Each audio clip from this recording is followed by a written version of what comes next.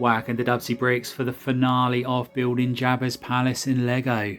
And here it is, after 6 months, about 150,000 pieces, we have finally finished this behemoth of a MOC. And I'm so pleased with how it has come out. It has been so much fun building this. Every aspect of it I have thoroughly enjoyed. Even all of the challenging times with the gearing inside the palace, the headaches I had with the roof section here, I wouldn't change it. It has been great and a massive learning curve in so many ways. It has changed a lot since the initial plans for it. When I first did the video, episode 1, it was originally going to be 4 base plates long and 2 wide. I did say it could extend to 3x5, and it became apparent after just a couple of weeks that that's what was needed, and that's what I've done. The extra room was needed so I could fit all of the rooms inside to the scale that I wanted to do so. This week has been quite a challenging week. The rock work here has been destroyed, rebuilt, destroyed, rebuilt, destroyed, rebuilt so many times. And it was because I just couldn't get it looking how I wanted it to. And in the end, as you can tell from this picture here, the Tuscan village has gone. There were 2 Tuscan tents I had put down here. Originally they were up the top there. However, it just didn't look right. They were too big. They were very similar in size to the roof of that building in the middle there. And I just didn't like the look of it. And it was making the rock work look small. And there were scale problems. So I decided, let's get rid of it and let's make this more of a scene for the pod racers. And this is probably one of my favourite parts of the MOC, is the pod race that is going on here. These are models that I've just made up. Originally I had the 20th anniversary Anakin pod racer just down the end there. I then decided to change it up. So I ripped off all the yellow and blue, put black and orange on it. And I was going to go down the storyline that Sebulba had bought Anakin's pod off at Watto following the race that we saw in The Phantom Menace. So he changed it into his own colour scheme. However, when it was sat in there, it was still way too big. And I realised I had to go back to the drawing board and make something from scratch. And I wanted to make the engines about 40% of the size. And I think I've achieved it pretty well. The details, I've got as much detail in there as possible. I found out every little dark bluish grey part that I could find, just to give me as much variety as possible with the pod racers. And again, with this one, very similar size to the previous one there. However, it's a different design on there because I wanted them to all look different. And even this one down here, the destroyed pod racer that's been shot by the Tuscan Raider up on here, because you know the Tuscans love to have a good bit of shooting practice when the pod racers are going past. So the first pod came through here. The Tuscan Raider had a shot, hit his target. The pilot, he ended up in the sand head first, and the sand has covered the engines as they've slid to their final resting place and are on fire. And the little Jawas, they're already out looking for the scrap that they can get out of these.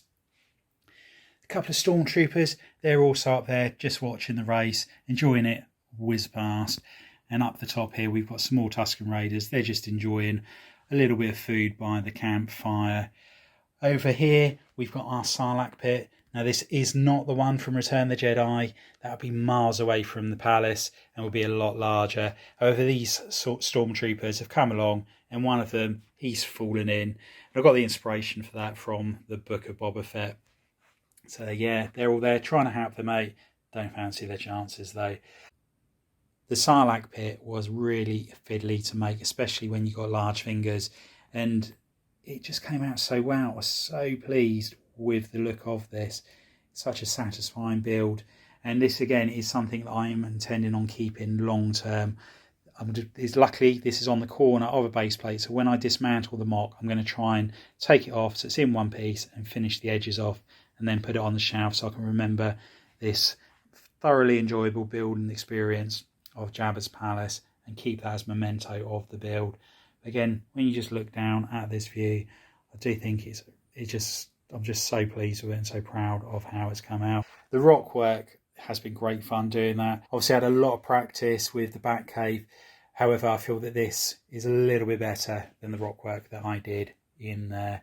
Down here, we've got an archway that then leads to the hangar section. You've got a couple of Gamorrean guards meeting some more Jawas. they've managed to find an R5 unit there, and they're trying to sell him to Jabba the Hutt. The two towers that we've got here, they were very difficult to get a lot of details on. Really pleased with how they've come out. They do blend into the rockwork. As I said in the last update, it looks like that when you look at the footage in the Book of Boba Fett. The final tower that I made was up here, and although I did have one more dome piece left from the Utapau Battle Pack, I decided I want this one to be a little bit bigger, so it's a totally different design. And again, really pleased with how the curvature has come out on this brick built tower here. And I liked the design of that so much that I ended up changing the one on the top of here, which again used to be one of the smaller domes from the Utapau Battle Pack, to this brick built one. And I think that does finish that off quite nicely. Down the front here, we've got the frog that you see in Return of the Jedi that's just about to have his lunch in the form of a Womp just there. And over here we have the B'omarr Monk Spider, and this was from the Lego set, the Jabba'S Palace, which we purchased for the minifigures. But I thought I'd add it to the MOC because I think it looks pretty cool on there. I don't think it's screen accurate. I think there's more legs. I think it's 6 on the actual creature, and also something at the back of it as well. However, I thought it looked pretty cool, so we've added that to the MOC. Next part we have are the Tusken Raiders with the Bantha just wandering along here.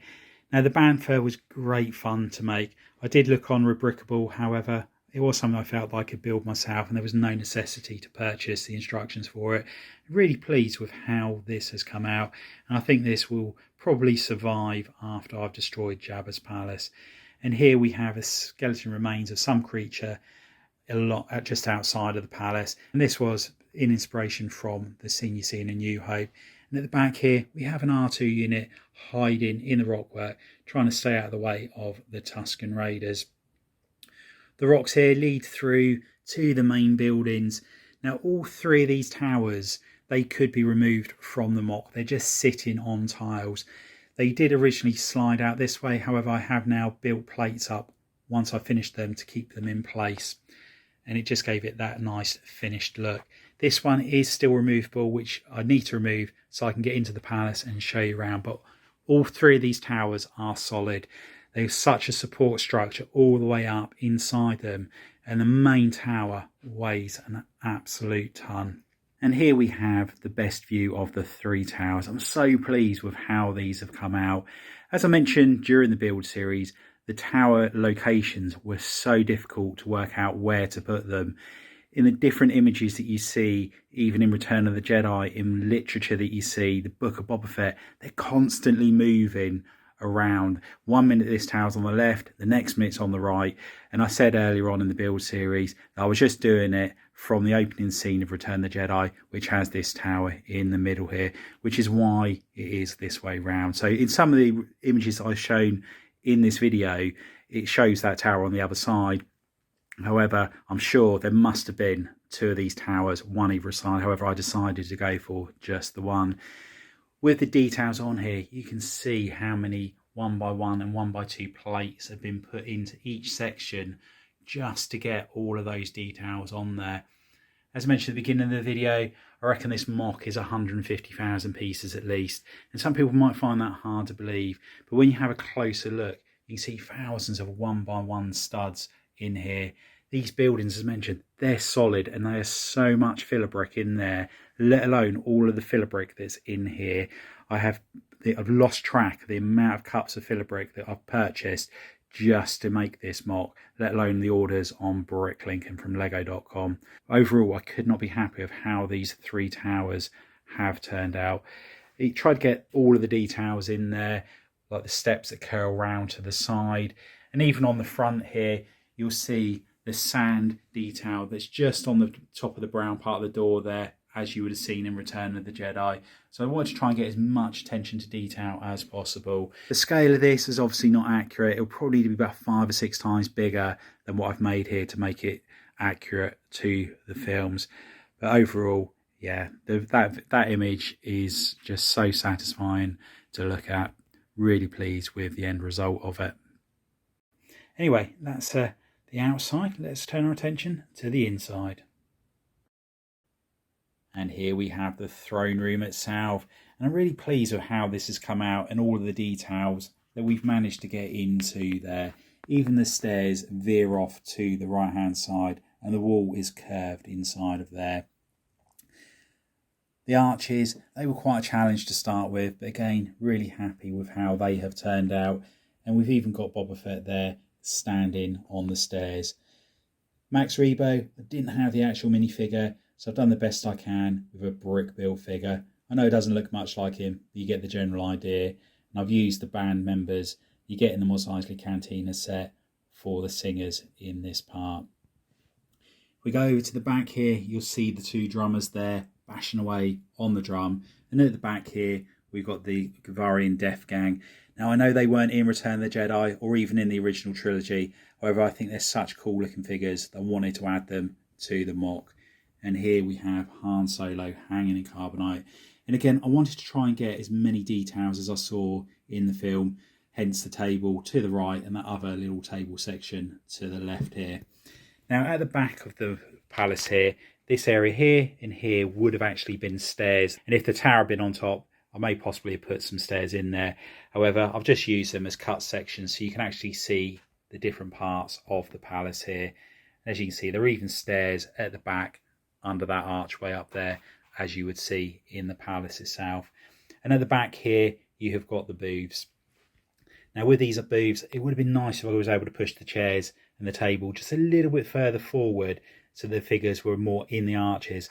However, the arches are only 6 studs wide and it would have made it a little bit crowded.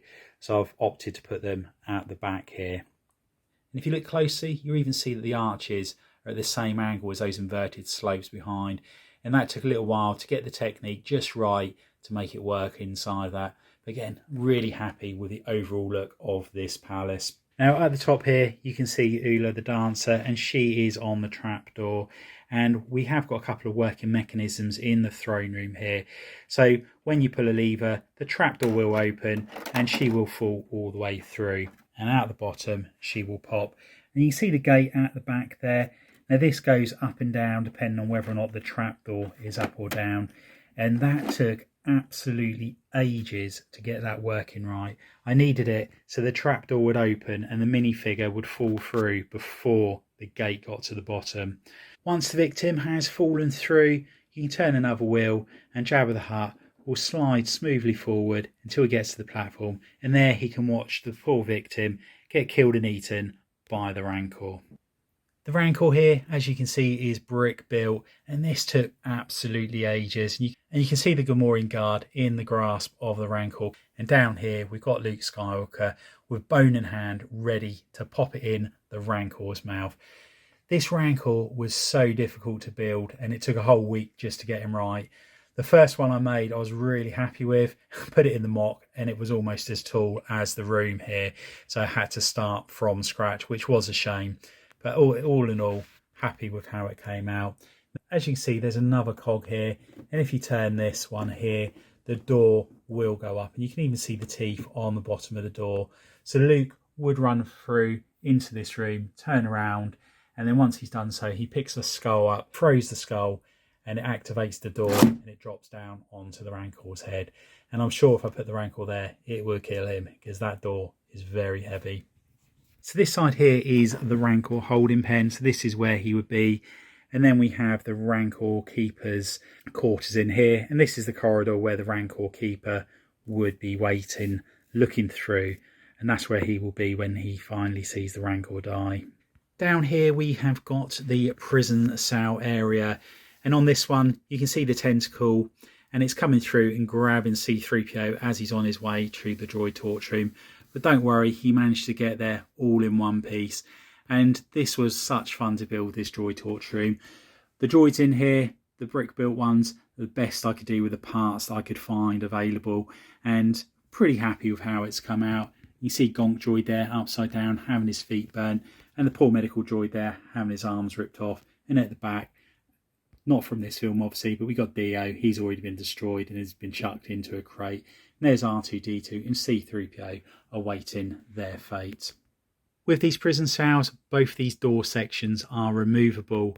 This one here, there's nothing in there as I decided I want to have the tentacle coming out of there. However, behind this one here, we've got Han and Chewie. So you just pull this section out, and there you can see Han and Chewie in the prison. And again, I wanted to get the light looking right through there, so I purposely put it so there's a line going across the middle of it, as you see in the film. And again, that took quite a while just to get it looking exactly how I wanted it, and it took quite a while waiting for parts to come in to get the effects that I wanted to do with that. So this section here, originally I was just going to block it off. However, I thought I might as well make use of the space in there. Contemplated putting a kitchen in there like you see in the Book of Boba Fett. However, didn't think that'd be that interesting. So I thought, why not have a bounty hunter hideout? So this is where all the bounty hunters are enjoying some relaxation. And I know the majority of them, pretty much all of them, were not in Return of the Jedi. However, I thought they're such infamous characters in the Star Wars universe. They should be in there, like Cad Bane, Bosk, IG-88, Forlom, Zuckuss and Dengar. I really do like how this little room has turned out. And here we have the final interior part of the palace, the hangar. And as you can see, we have the slave one down there by the door, speeder bike in the corner, and a skiff just here on the end. I tried to get as many details as possible in this hangar. As you can see on the roof there are a couple of cylinders hanging down. We've got this little platform here that's on a couple of string bits, and all of these are from literature that I saw. And on the floor we've done a mixture of tiles and studs just to give it a bit of texture and a bit of effect. I was really pleased with the effect of the roof section in this room. It was a great challenge using the Technic beams, flex tubing and all other bits and pieces, just trying to get the angles right. It took quite a while, but it was so satisfying once it was done. And 1,000+ ingots are the finishing touch on the roof section just there. So there we have it, Jabba'S Palace made out of Lego. Hope you enjoyed this video and also the build series as much as I've enjoyed making it. It really has been a thoroughly enjoyable build and I've loved every second of it. So pleased it took that extra week to finish the mock off rather than rushing it at the end. I feel that the changes I've made to the mock in the past week have certainly been an improvement to the mock. I'm really pleased and proud of how this second large-scale mock has come out here on the channel. Building techniques and skills I've acquired whilst making this mock have been great fun. And I'm sure they're going to be really helpful in future mocks as well. Just want to say a massive thank you to everyone that's followed the build series, watched the video, commented, subscribed or shared the video. So grateful to you all. If you haven't already subscribed, it would be much appreciated if you did. The more people that are enjoying the channel, the easier it is for other people to find Jabba'S Bricks. And it helps the channel to grow and it helps me to continue making these large scale mocks. And a big thanks to Mrs. Jabba'S Bricks. All of the trips she made to the Pick a Brick Wall and her general support has been fantastic. Next build series, as you may well know, is going to be Mandalore. I know there's going to be a lot of challenges with this build. I've already changed my initial plans for how it's going to look, and I'm making it a lot more complex than I was originally planning to do so. So I'm really looking forward to taking those challenges on. So watch this space for the new series that's going to be coming very, very soon. So over the next week or two, I'll be dismantling this mock, sorting the bricks, rearranging the Lego room so I can set up Gotham City and making space for Mandalore as well. The city updates, they're going to be continuing to come out every Wednesday, but I'm going to probably put out an extra one on a Saturday until I start Mandalore, which is only going to be a couple of weeks anyway. If I feel that there is enough quality content that I'm making all the time, then I will probably go up to 3 videos a week, as I did initially when I started the channel up. There will be one final Jabba'S Palace video coming out, which I'm hoping to get uploaded ready for Monday, and that's just going to be showing you the last week's building techniques I used and how we got to this finale. So hopefully you'll tune in for that one as well. Anyway, once again, thank you for watching. Please give the video a big thumbs up if you've enjoyed it. Subscribe, share and hit that notification bell so you don't miss any future content on the channel. Thanks for watching by. See you next time. Bye for now.